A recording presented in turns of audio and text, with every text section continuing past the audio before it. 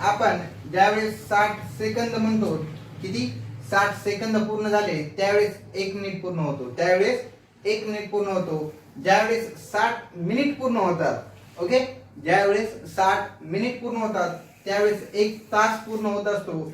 ज्यावेळेस 24 तास होतात त्यावेळेस 1 दिवस पूर्ण होतो.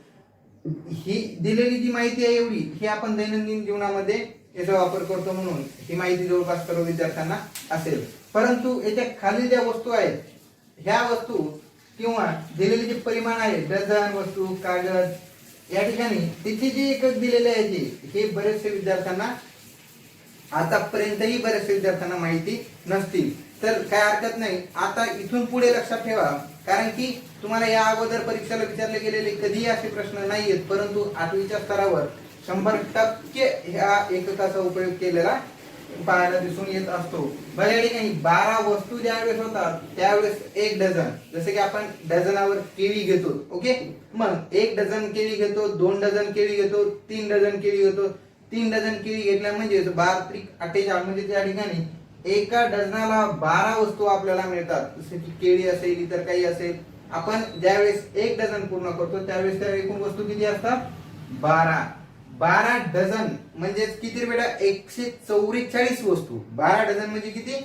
144. 12चा वर्ग किती होतो? 144 वस्तू होतात. त्यावेळेस एक ग्रॉस कंप्लीट होतो. एक ग्रॉस म्हणजे 12 डझन बरोबर एक ग्रॉस. त्यानंतर 20 वस्तू एक स्कोअर. एक स्क्वेअर. आता या ठिकाणी स्कोअर म्हणजे हा कोण क्रिकेट बोर्डचा स्कोअर वगैरे काय नाहीये. हा स्कोअर हे एक आपलं परिमाण आहे, एकक आहे. 12 वस्तू ज्यावेळेस आपण 20 वस्तू एकत्रित विकत घेतो त्यावेळेस एक त्याचं परिमाण एक स्कोअर मध्ये बरोबरीला येत असतं. त्यानंतर पहा 24 कागद. 24 कागद ज्यावेळेस आपले पूर्ण आपल्याकडे येतात त्यावेळेस एक दस्ता तयार होतो. किती?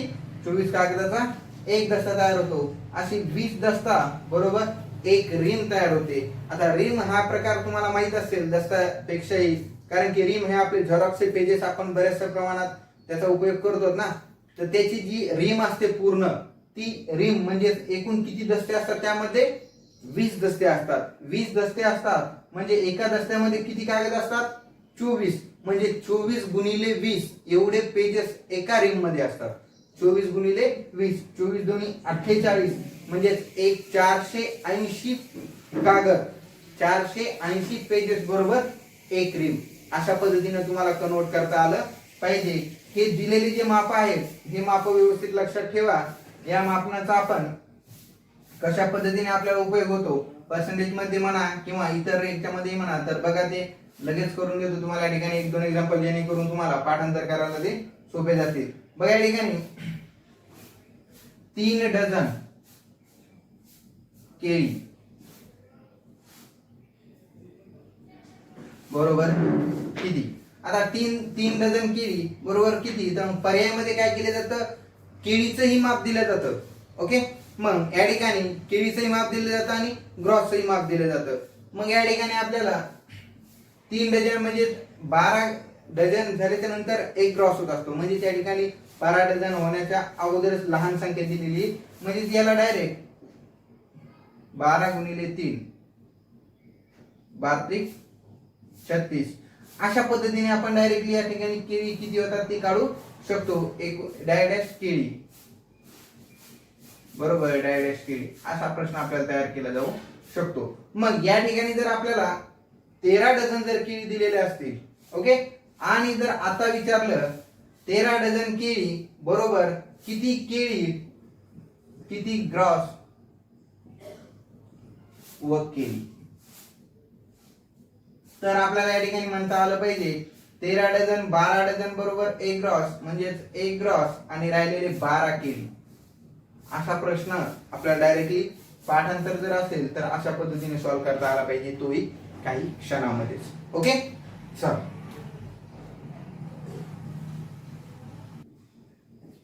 बघा बोर्डवर काही बेसिक एक्झाम्पल दिलेले आहेत तुम्हाला, ते एक्झाम्पल सोडून बघा आपण अगोदर. या ठिकाणी 368 चे 25% बरोबर किती? या ठिकाणी मी ऑप्शन दिलेले नाहीत कारण की आपल्याला या ठिकाणी स्टेप बाय स्टेप बघायचंय कशा पद्धतीने ते एक्झाम्पल सोडवलं जातं. मग आपल्याला या ठिकाणी सांगितलं गेलेलं आहे चे ज्यावेळेस येईल त्यावेळेस गुणाकार करायचा, त्यावेळेस काय करायचा, गुणाकार करायचा.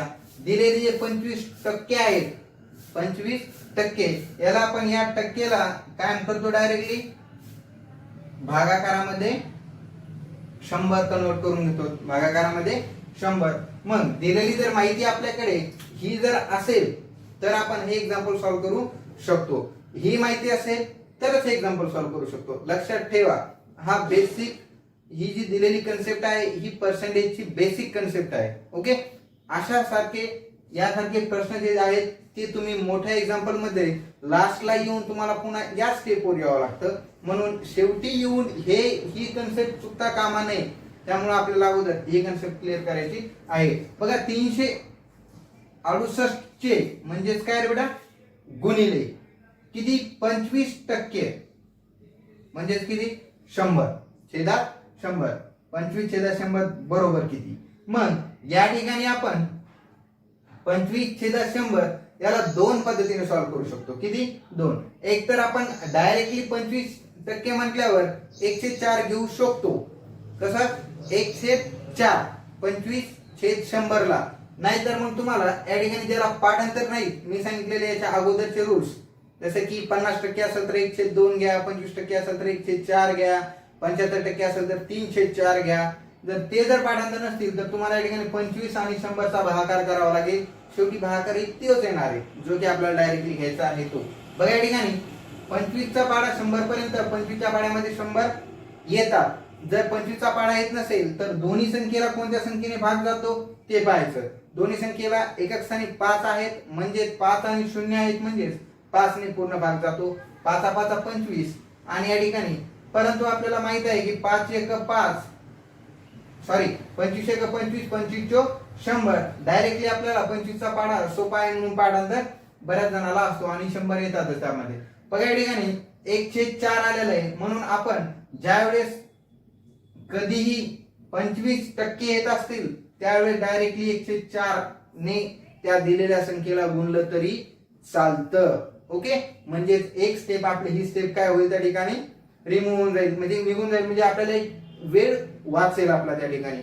लक्षात ठेवा, 25%चा जो काही नियम असेल तो तुम्हाला वारंवार सांगतो, वेळ जेवढा वाचवता येईल एक्झामला तेवढा वाचवण्याचा आपण प्रयत्न करायचा, म्हणजेच आपल्याला पूर्ण प्रश्न सोडवायला, खात्रीशीर सोडवायला वेळ मिळेल. ज्या वेळेस 25% दिलेले असतात त्यावेळेस दिलेल्या संख्येला 1/4 ने गुणा, 1/4 ने डायरेक्टली गुणा. म्हणजे त्या ठिकाणी दिलेली जी संख्या 368 आहे तिला 4 ने पूर्ण भाग जातो का, बघा या ठिकाणी 4 1 4, 832. ओके, 4 9 36, 4 9 36, 4 2 8, म्हणजेच उत्तर यायला पाहिजे आपलं 92. उत्तर किती यायला पाहिजे, 92. आता चे विचारलेलं आहे 368 चे 25% किती, तर 368 चे 25% बरोबर 92 ही संख्या आहे. ही काय दिलेली, लक्षात ठेवा, संख्या. तुम्हाला पर्सेंटेज किती हे विचारलं नाही. ज्या वेळेस पर्सेंटेज विचारलं त्याच वेळेस याला आपण 92 ला पर्सेंटेजचं साइन लावायचं, अथवा हे उत्तर आपलं चुकतं. लक्षात ठेवा, ही 92 वेगळे आणि हे 92% वेगळे, कारण की ही संख्या 92 अशी आहे आणि 92 छेदात 100 म्हणजे त्या ठिकाणी 0.92 ही संख्येची किंमत एवढी होते. ओके, त्यामुळे दिलेली जी काही प्रश्न असेल, दिलेला प्रश्न व्यवस्थित बघायचा आणि संख्या असेल तर संख्यातल्या याची पर्सेंटेज विचारलेला असेल तरच पर्सेंटेजचं साइन त्या ठिकाणी ठेवायचं. ओके, 25 चा नियम सगळ्याला समजला असेल तर 30 बघा, या ठिकाणी 30 ला डायरेक्टली तुम्ही करू शकता 2/232 चे म्हणजेच काय रे बेटा, गुणाकार. चे म्हणजेच काय, गुणाकार. या 30 चे पर्सेंटेज, 30% पर्सेंटेज म्हणजे त्या ठिकाणी 30 छेदात 100. आता या ठिकाणी 0 0 कटते, कॅल्क्युलेशन व्यवस्थित करता आलं पाहिजे. कॅन्सलेशन करते वेळेस 0 0 काटायला विसरायचं नाही, कारण की त्या ठिकाणी आपल्याला संख्या काय होते, छोटी करून मिळते. आता 10 ने या संख्येला भाग देणे म्हणजे एक संख्येच्या नंतर काय द्यायचंय, डेसिमल द्यायचंय. मग राहिलेला जी काय संख्या असेल त्या संख्येचा गुणाकार करून घेऊया. ओके, 3 2 6, 3 3 9, 3 2 6, म्हणजेच या ठिकाणी आपल्या ठिकाणी उत्तर किती यायला पाहिजे?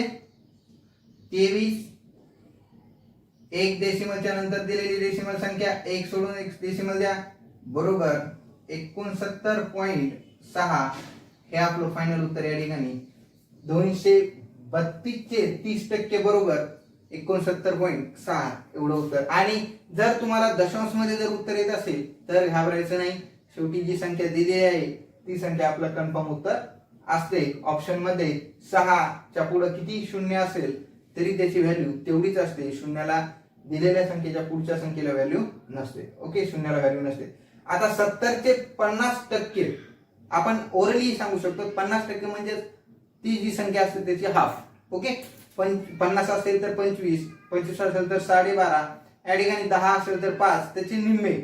आपल्याला लक्षात ठेवा 50% ज्यावेळेस विचारले जाते त्यावेळेस दिलेल्या संख्येची निमपट करायची. किती पट करायची? निमपट. मग या ठिकाणी 70 ची निमपट किती होईल? एवढा 35 होईल. 35 दोन्ही 70 होतात. डायरेक्टली ऑप्शन आपल्याला 35 जर दिसत असेल तर एक्झाम्पल सॉल्व्ह न करता तुम्ही ते लिहू शकता, परंतु आपण या ठिकाणी सॉल्व्ह करून बघूया. 70 चे 50%. आता या ठिकाणी बघा 70 चे 50%, 70 चे म्हणजे गुणाकार. लक्षात ठेवा, चे म्हणजे काय? गुणाकार. 50%. ओके, या संख्येला आपण 50 छेद 100 अशा पद्धतीने लिहू शकतो. आता या ठिकाणी शून्य भरपूर आहेत, शून्य काढून घ्या सगळे. या संख्येमधील या संख्येचा भागाकार होतो म्हणून शून्य करतात. या दोन संख्येचे शून्य काढले जात नाही. गुणाकारामध्ये काटाकाटी होत नसते, भागाकारामध्येच होत असते. मग या ठिकाणी राहिलेली संख्या किती आहे? आता 7 गुणिले 5, 7 5 35. जमलं आपलं उत्तर. ओके, त्याचे 50%, 70 चे 35 उत्तर आपलं बरोबर येईल. अशा पद्धतीने तुम्ही बेसिक जे काही एक्झाम्पल असतील चे हे आपल्याला मल्टिप्लिकेशन करून आणि दिलेल्या संख्या. आता या ठिकाणी शॉर्टली एकदा सांगतो, 25% ज्यावेळेस असेल त्यावेळेस 104 ने गुणा. ओके, 50% असतील त्यावेळेस 102 ने गुणा. आता बघा याला 102 ने गुणणे म्हणजेच काय रे बेटा? 2 ने 70 ला भाग देणे, 35 येईल. त्यानंतर 75% असतील तर 3/4 ने गुणा. ओके, त्यावेळेस 100% असतील तर डायरेक्ट 1/1 ने गुणा.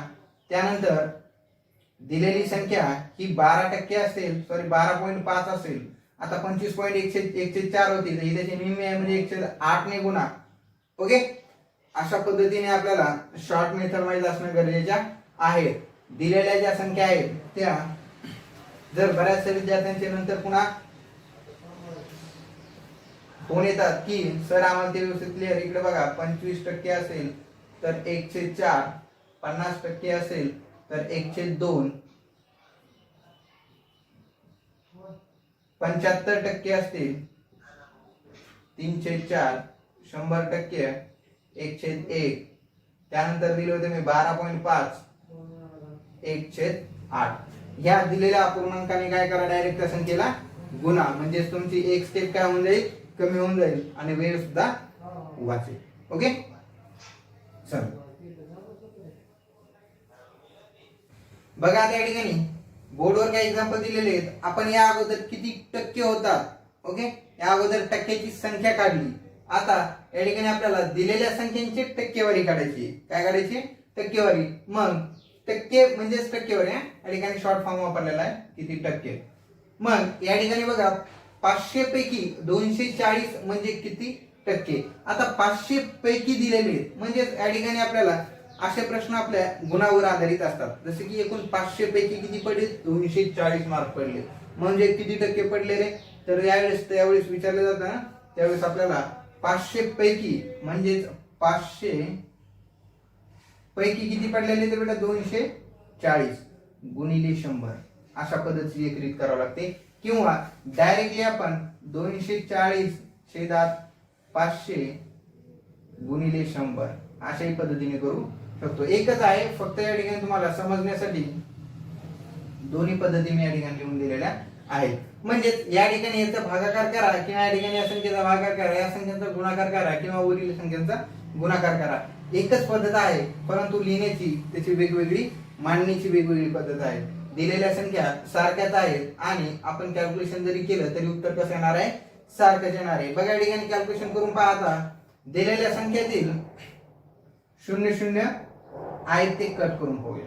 ओके, आता या ठिकाणी 1 राहिला म्हणजे त्या संख्येचा विचार करायचा नाही. भागाकार व गुणाकारामध्ये ज्या ठिकाणी 1 राहील त्या ठिकाणी 1 चा विचार करायचा नाही. मग 5 ने 24 ला भाग जातो का? नाही. मग पूर्ण भाग जात नाही तर मग काय करा, जेवढा भाग जाईल तिथपर्यंत द्या. बघा 5 1 5, 5 चोक 20, 5 चोक 20 म्हणजेच राहतात किती? 4. मग दशांश देऊन आपण काय करू शकतो? शून्य घेऊ शकतो. मग 5 8 40, 5 8 40 म्हणजे 4.8%. याचे किती उत्तर येईल? 4.8% म्हणजे 500 पैकी 240 म्हणजेच 4.8% होईल. ओके, हे आणि हे समीकरण एकच आहे. ओके, 4.8%. आता या ठिकाणी 5000 पैकी 1000 म्हणजे किती टक्के? बघा या ठिकाणी सगळ्यात महत्वाचं म्हणजे फक्त कॅल्क्युलेशन महत्वाचं असलं पाहिजे, कॅन्सलेशन महत्वाचं असलं पाहिजे. ते जर करता आलं तर बाकी सर्व गोष्टी तुम्हाला करता येतात. आता या ठिकाणी दिलेल्या ज्या संख्या आहेत, पैकी दिलेले म्हणजे मोठी संख्या कशा देणार आहे? छेदामध्ये आणि लहान संख्या अंशामध्ये. 5000 पैकी 1000 चे किती टक्के? किती टक्के? चे म्हणजे काय आलं? गुणाकार. टक्के म्हणजे किती आले? 100. मग या ठिकाणी आपण 1 1 1 1 1 1 काढाकाढी केलेली. आता राहिले किती? 100 आणि 5. 100 आणि 5 म्हणजे या ठिकाणी 5 दोन्ही 10 0 ॲज इट इज म्हणजे या ठिकाणी 500 चे 1000 बरोबर 20% होतील. किती होतील? 20% होतील. मग या ठिकाणी आता शेवटचं एक्झाम्पल पाहूया आपण. दिलेली संख्या आहे 400 पैकी. आता हाच पॅटर्न आहे. मी एकाच पॅटर्नचे तुम्हाला प्रॅक्टिस होण्यासाठी वारंवार त्याच पॅटर्नचे एक्झाम्पल देत आहे. 3 एक्झाम्पल जर आपण घेतले तर एकूण सगळे जेवढे काही पर्सेंटेज मध्ये शेकडेवारीमध्ये तुम्हाला वेगवेगळे प्रकार परीक्षेला विचारले जातील ते प्रकार आपण सगळे या ठिकाणी अभ्यासता येतील. मग या ठिकाणी 400 पैकी किती येतं? 68 आहे. म्हणजे हे 400 पैकी 68 गुणिले 100. ओके, टक्के विचारलेले आहेत म्हणजे गुणाकारात या ठिकाणी 100. दिलेलीच माहिती आहे तुम्हाला सुरुवातीला. जर संख्यांची टक्केवारी करायची असेल दिलेल्या अपूर्णांक संख्येला, म्हणजेच ही अपूर्णांक संख्या आहे. ओके, दिलेल्या अपूर्णांक संख्येला 100 ने गुणणे म्हणजेच गुणाकाराचं साइन. आता या ठिकाणी गुणाकाराचं असेल म्हणजे या ठिकाणी भागाकार होऊन जाईल. 00 काय होतील? कट होतील. 4 ने 68 ला पूर्ण भाग जातो की नाही ते बघायचं. देऊन भागिले 4. 4 1 4 राहतात किती? 2. आता या ठिकाणी 4 चा पाडा 4 25 4 24 4 7 28 4 7 28 म्हणजे 17%. हे टक्केचं साइन द्यायचं विसरायचं नाही. ज्यावेळेस आपल्याला आपण या ठिकाणी गुणाकारामध्ये 100 घेतलेत म्हणजे ते काय घेतलेत माहितीये का? हे 100चे साइन घेतलेलं आहे आणि ते जशाला तसं आपण त्या ठिकाणी ठेवून दिलेलं आहे. यालाच आपण दिलेल्या ज्या संख्या आहेत 4.8 यालाच आपण अशा पद्धतीने लिहू शकतो. 4.8 छेदात 100. 17% म्हणजेच 17 छेदात 100. 20% म्हणजेच 20 छेदात 100. अशा पद्धतीने जर पर्याय असेल तर तुम्हाला दोन्हीपैकी कोणताही पर्याय करेक्ट करायचा असतो. ओके, चला तर अशा पद्धतीने तुम्ही संख्याही काढू शकतात आणि संख्यांची टक्केवारीही काढू शकतात. म्हणजे तुम्हाला या ठिकाणी 2 कन्सेप्ट क्लिअर झाल्या असतील तर आपण तिसऱ्या कन्सेप्ट कडे जाऊया. पहिल्या कन्सेप्ट मध्ये आपण दिलेली संख्या जी टक्केवारी आहे त्या टक्केवारीतून काय केलं? संख्या बाहेर काढली. ओके, एकूण एवढे टक्के होतात तर ती संख्या किती आणि यामधून 2 संख्येमधून आपण त्याची टक्केवारी किती होईल ती ठरवलं. ओके, टक्केवारी ठरवते वेळेस गुणाकारामध्ये 100 घ्यायचं अपूर्णांकाच्या 2 संख्येच्या. ओके, लक्षात ठेवा. या 2 कन्सेप्ट आपण आता या ठिकाणी क्लिअर झाल्या म्हणून समजू.